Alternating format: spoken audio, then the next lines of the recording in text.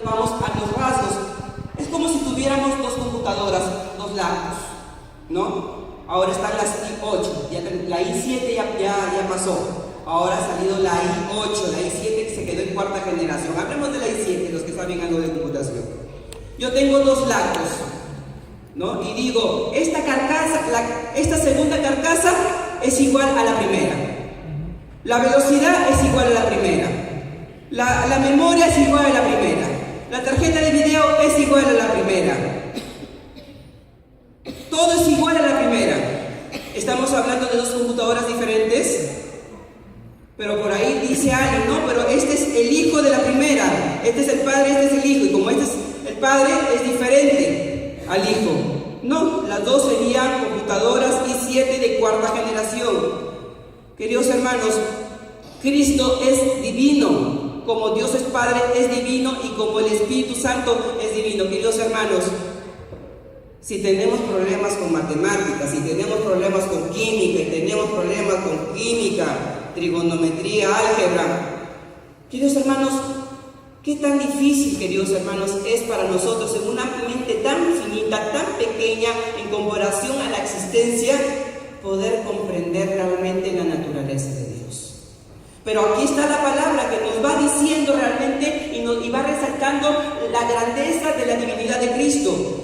Cristo también es Dios por ser el creador. Por ejemplo, vamos a Juan capítulo 1, versículo 2. Todos conocemos Juan capítulo 1, versículo 1 y 2. Es el versículo que más usamos. Pero en Juan 1 dice, en el principio era el verbo, y el verbo era Dios, era con Dios, y el verbo era Dios. En el versículo 2 dice, eso estaba en el principio con Dios, y todas las cosas por medio de él fueron hechas, y sin él nada de lo que ha sido hecho fue hecho. En primer lugar, queridos hermanos, en el versículo 3 encontramos que Cristo es el creador en relación al primer versículo de Génesis. En el principio creó Dios los cielos y la tierra. Está hablando de Cristo. En el versículo 1 encontramos el verbo, ¿no? En el principio era el verbo. Y aquí nos encontramos nuevamente con una palabra que parecería un tropiezo para Jesús. Nos dice, ¿cómo un Dios puede dejar de ser Dios? Si un Dios puede dejar de ser Dios, entonces no es Dios, es un semidios. Hay algunos conceptos ahí. Es verdad, pero tenemos que entender en el contexto de quien escribe. Juan, el apóstol de Jesús, está escribiendo desde el momento en que ve a Cristo Jesús como hombre y retrocede en el tiempo. Filipenses capítulo 2 nos habla cómo Jesús se despojó de su forma divina y se hizo hombre. Pero queridos hermanos, a este versículo de Juan 1:1 deberíamos agregarle el siguiente versículo que está en el mismo capítulo de Juan, capítulo 17, versículo 4 y 5. Este versículo complementa a Juan capítulo 1, versículo del 1 al 3. En este versículo dice, yo te he glorificado en la tierra, he acabado la obra que me diste en la tierra. Seguimos avanzando en el 5. Ahora pues, Padre, glorifícame tú cerca de ti mismo con aquella gloria que tuve acerca de ti antes de que el mundo fuese. Jesús le está diciendo a Dios Padre, Padre, dame aquella gloria que tuve contigo antes de ser hombre, antes de llegar a la tierra, antes de sacrificarme en este mundo. Este versículo de Juan 17:5 se une al primer versículo del capítulo de Juan. Jesús era Dios, pero después Jesús recibe la gloria que solamente Dios la tiene. Ni un ser humano, ni aun los ángeles del cielo no caídos pueden tener la gloria divina. Queridos hermanos, hablando de creación, hay un capítulo muy interesante y nos va a Colosenses capítulo 1.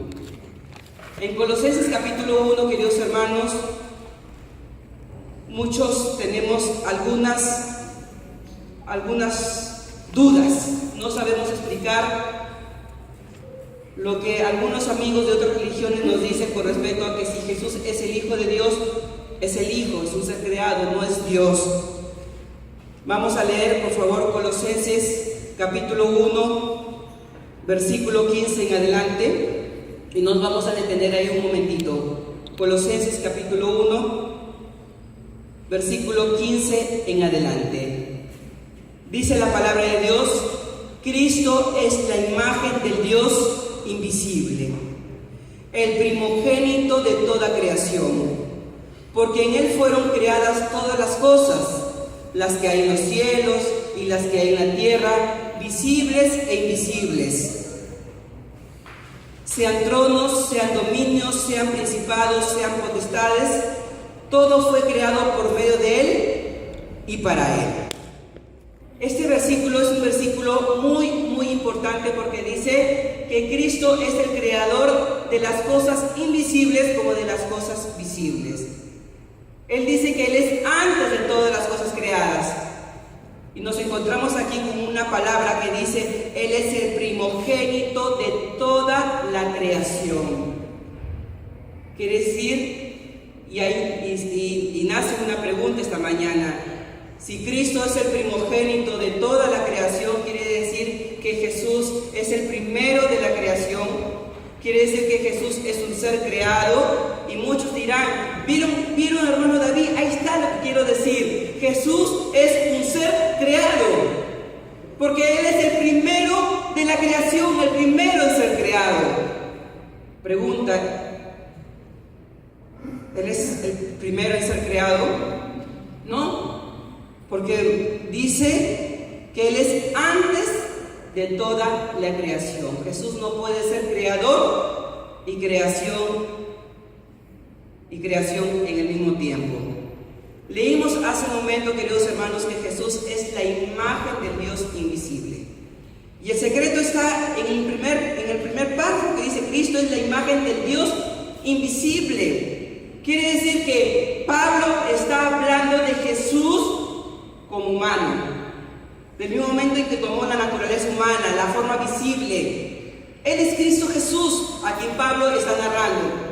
Y dice Él es la imagen del Dios invisible. Quiere decir que Jesús antes era invisible. Cuando la Biblia dice que Él es el primogénito de toda la creación, queridos hermanos, quiere decir que Jesús es el primero de ser visible. Él es el primero de ser invisible a ser visible, queridos hermanos. Por eso que la Biblia lo llama el primogénito, o otras partes de la Biblia lo llama el unigénito, el único Hijo de Dios. Queridos hermanos, cuando nosotros vamos a Lucas capítulo 1 y versículo 35, 31 y 35, nosotros nos encontramos con dos párrafos muy importantes y que nosotros deberíamos resaltar en nuestras Biblias. Lucas capítulo 1, versículo 31 y 35.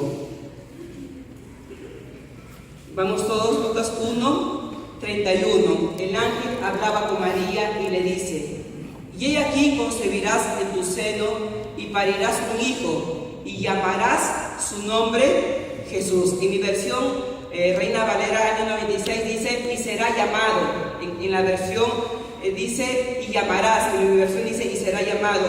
Y en el versículo 35 dice, avanzamos un poco: y respondiendo el ángel le dijo: el Espíritu Santo vendrá sobre ti y la virtud del Altísimo te hará sombra, por lo cual también lo santo que nacerá será llamado Hijo de Dios. Estos dos versículos, queridos hermanos, son muy importantes. ¿Por qué? Porque estos dos versículos no usan el verbo ser, estar, que es la palabra es. Estos versículos no nos dicen que Jesús es el Hijo de Dios. Estos dos versículos nos dicen que Jesús será llamado Hijo de Dios, porque el ser Hijo de Dios, queridos hermanos, es un título. Cuando nosotros leemos 1 Juan 4:8, un versículo muy conocido, dice: Dios es amor. El verbo ser, estar, es amor. Cuando nosotros leemos, por ejemplo, Juan 4:24, dice: Dios es espíritu. Pero cuando habla de Jesús como Hijo de Dios, no dice Dios es Hijo de Dios. Estos dos versículos nos dicen: será llamado Hijo de Dios. ¿Por qué Padre le pone este título a Jesús, porque resalta, queridos hermanos, una condición